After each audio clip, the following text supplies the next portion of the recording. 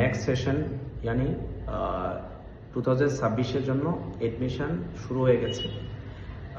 এখানে 9-10 এর physics, chemistry, bio and mathematics ক্লাসটা হয়, আর 11-12 এর ফিজিক্স ক্লাসটা হয়।